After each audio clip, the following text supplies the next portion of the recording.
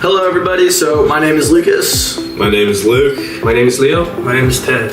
And our project focused on phase change, and we figured what better way to do this than to boil a pot of water. So we have our constant heat source, which is the stove over here, and we will be turning the liquid water into vapor through boiling it.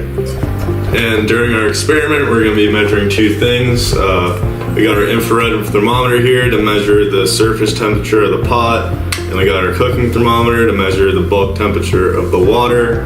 We're going to measure these over 10-second intervals so we can plug them into some heat flux equations and demonstrate the change in heat flux over time. Right.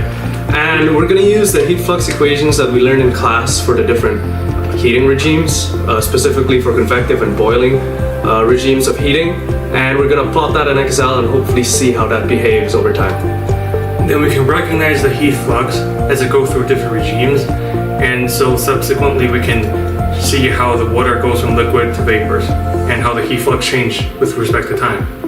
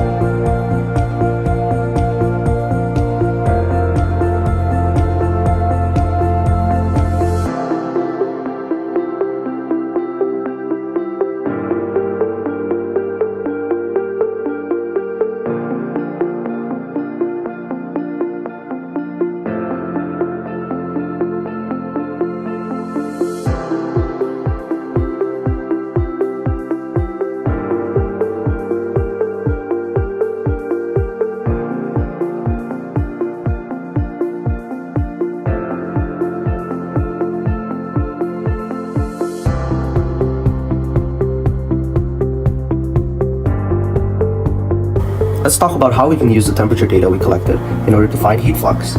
Now we can use the following formula here for the convection regime, where we would first need to find H. KL is tabulated with respect to temperature, and D, according to our system geometry, was about 20 centimeters. The Nusselt number can be found by the following formula, in which the Rayleigh number is just the product of Grashof and Prandtl number. And while the Prandtl number is tabulated with respect to temperature as well, the Grashof number has the following formula, where the first term is also actually tabulated with respect to temperature. Using all this, we can calculate H and therefore calculate our heat flux. And as you can see here, we actually ended up plotting log Q over A, just because the change of heat flux between the two regimes, which is convection and boiling, is rather large. And for the boiling regime, we found heat flux using the following equation, which has terms with the following definitions, where the viscosity, density, and the Prandtl number are all tabulated in the same appendix which we used earlier. These are the constants that we used in our equation, where the CSF constant, depending on the system, for our case, it's stainless steel pot and water, we found to be 0.008. Now using all of this, we can find the heat flux term, and again, we use the logarithmic form, just because of how large the magnitude change is between the two regimes. So this is what our data looks like once it's actually plotted on a graph. The blue line here represents the heat flux during the convective heat transport regime, while the orange line represents the heat flux in the boiling regime. The gray line is just the film temperature with respect to time, which we plotted here in the secondary y-axis. As you can see, the heat flux changes dramatically between the two regimes, which is consistent with what we've actually learned in class, but is very apparent when you look at the data plotted on a graph. Thank you guys for watching our video. As you can see, our experiment was fairly successful. We hope you found this demonstration worthwhile.